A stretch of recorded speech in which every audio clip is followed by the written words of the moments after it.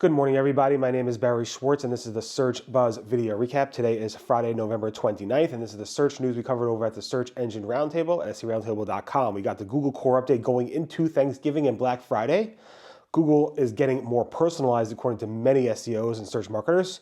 A lot of Google Ad News, a lot of Google Local News, Bing Webmaster Tools covering Yahoo, and so much more. So definitely stay tuned. You don't want to miss this one. Of course, I'd like to thank our sponsor, SEMrush.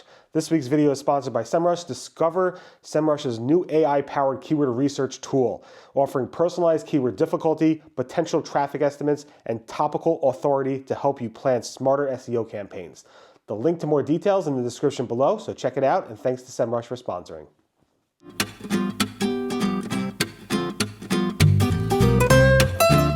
Okay, so first up, we have two posts this week about the Google Core Update. One is that it started to heat up again around November 25th, November 26th. We thought it was the tail end of this update, but it's still not done.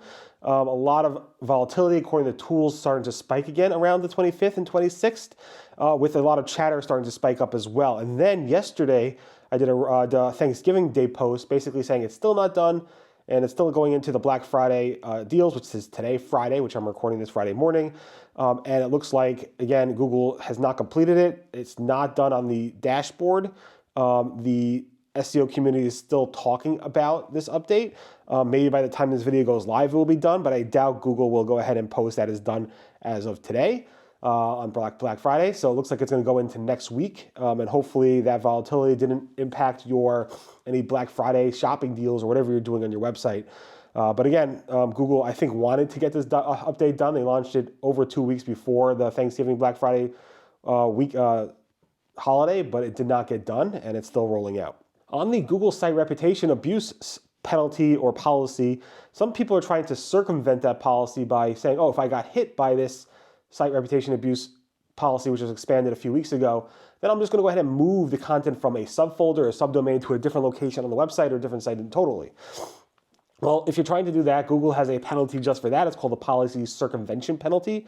And I assume that if you go ahead and start doing that and Google catches you, it might go ahead and delete the site-wide penalization. So be careful with that. I don't necessarily recommend doing this. Glenn Gabes gave a heads up on that. And a bunch of people are saying, Forbes did it. They didn't really do that. A bunch of other sites are talking about how this helps. But I wouldn't recommend just moving content around because Google has a specific policy around that, and it can lead to even wider and more harsher Google manual action. So keep that in mind. So talking about the site reputation abuse policy, somebody asked John Mueller yesterday if Google could potentially give us like a week's notice before a manual action is going to be released on our website or before it's going to be enforced on our website so we could take action before Google does anything. And John Mueller basically said it's hard. It's a great idea, but it's hard. Because he went into this algorithm thing, saying like if we release algorithms, like we want to basically just not count the bad stuff. So if we don't count the bad stuff, it's not going to help you, and then you're going to basically feel the same thing. Like when Google went ahead and made Penguin 4.0, the live version, where they started to instead of demoting websites that had bad links, but they actually just devalued those links directly, so those links no longer count. If those links no longer count and they were helping you before, it's basically just rewarding the better links and discounting the bad links. And John Mueller says that's their goal. But when it comes to manual actions, I think generally most of those things are like penalties. In this case, Google's de-indexing content that are involved in those sections. So John Mueller's like, it's hard for us to do that. But what gets me is that with the first site reputation abuse policy, the original one, Google basically said, hey, we're giving you 2 months notice to do something on your own, or else we're going to take action ourselves. And then Google expanded the policy a couple weeks ago and gave us no action about this. So sites that have contractual agreements with their third parties and so forth are now in a bind where they don't have any time to prepare for that. In any event, I find it weird, but again, that's what John Mueller's statement was there. Google's search results may be more personalized. A bunch of SEOs and search marketers are saying, hey, it looks like a more personalized Google search results state. Now, Google has said historically that they generally do not personalize the search results significantly at all. Instead, they use very light personalization. Google said this numerous times over the past several years. And light personalization means like previous query, and also things like regional stuff. Like if you're in a certain location, they'll make show you more local results for that location. But generally, Google said they haven't done this. But Olaf Klopp basically said he's noticing more after the November Core Update, which I'm sure it's not related directly to the November Core Update, but it's probably related to something else, that there's a more personalized results. And Marie Haynes and different people went ahead and said, yeah, I see the same thing. Actually, a lot of people are noticing.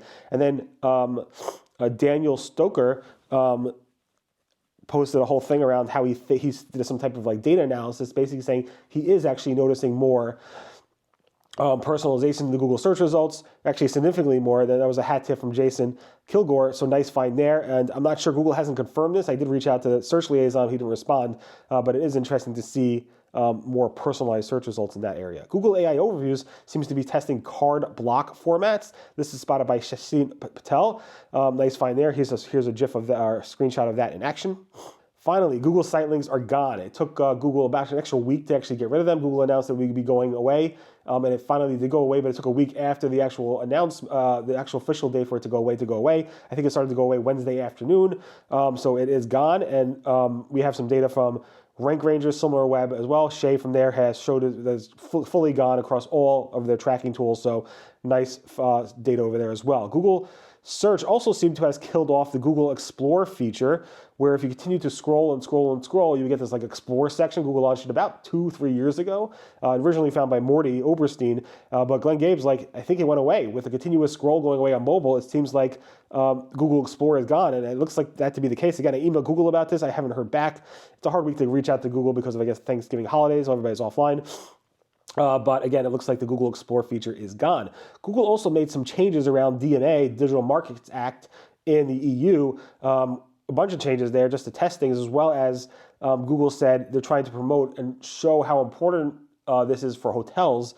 And they went ahead and did doing a test where Gary Ish from Google posted about the test, basically saying that they are going to remove map stuff and hotel results under maps, including property information and more, in the Google search results to see how this actually impacts hotel providers and so forth. So this is a test just to see what's going on in certain EU regions, and this is pretty significant, where they're going back to like 10 blue links just for that, which probably result in a less of a click-through rate. Although Luke Pennycate went ahead and did some quick analysis, basically saying that it looks like he said that there's a 14% increase in clicks and a 65% increase in impressions, and that they're not affected by the DMA stuff. So it's interesting to see this, some data from him, but it's really early on. It's hard to tell, but that is very interesting to see that. Google Search seems to be rolling out fully this new video overlay feature, where you click on some videos, not all videos, but you click on some videos, and Google will show you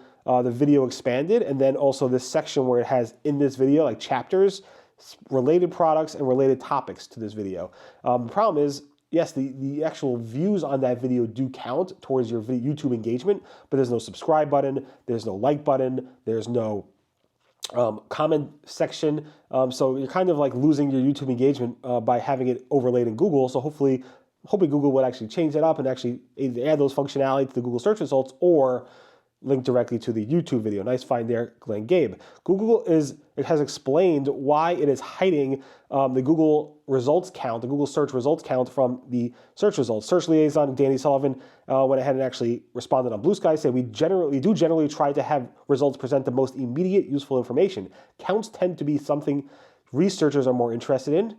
So this is a way to keep them available but not distracting. So this is why they put it under the tools menu, although there's kind of hiding it here and there.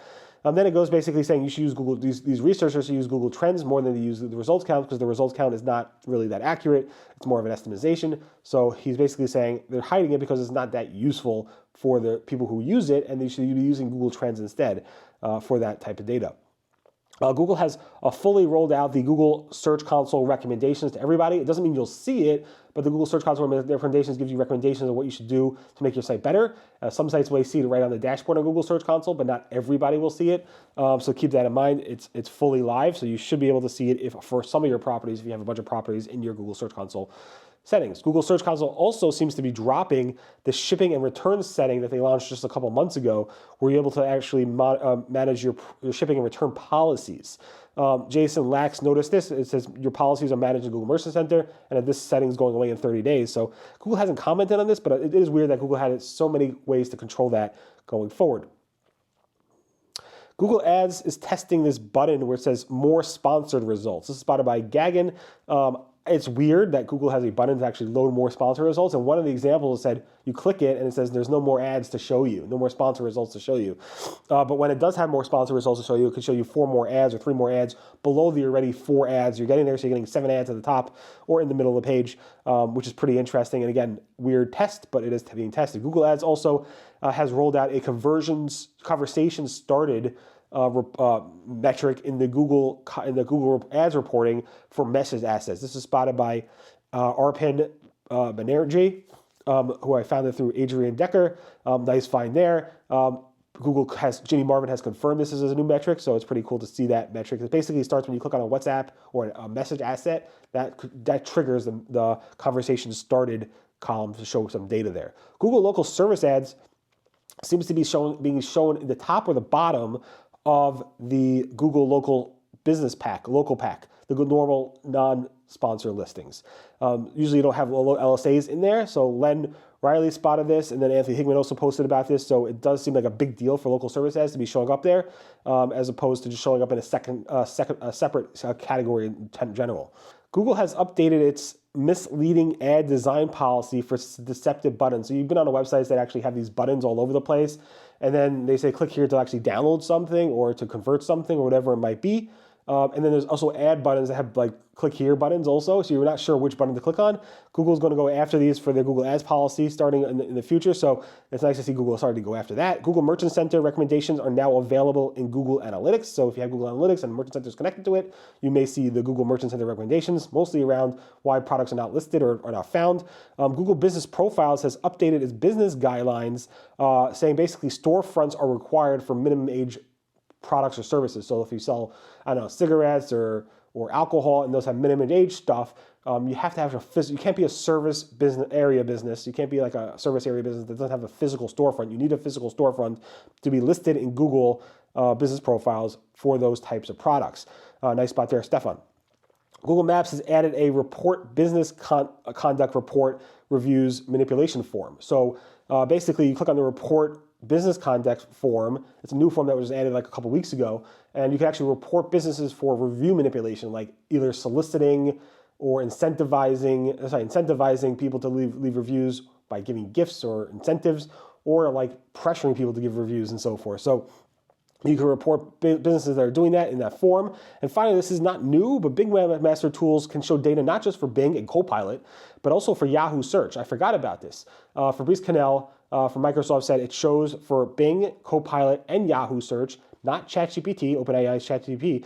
Again, I remember back in 2011 when Bing took over Yahoo Site Explorer with their Yahoo Search deal, they took over the data for Bing Webmaster Tools. They merged Yahoo Site Explorer data there, and it's still to be the case. They're actually still showing Yahoo Search data, but you can't filter by that data, which is pretty interesting. You can't say, show me Bing versus Yahoo, show me Bing versus Copilot, you can't do that. It's all lumped in together in one thing.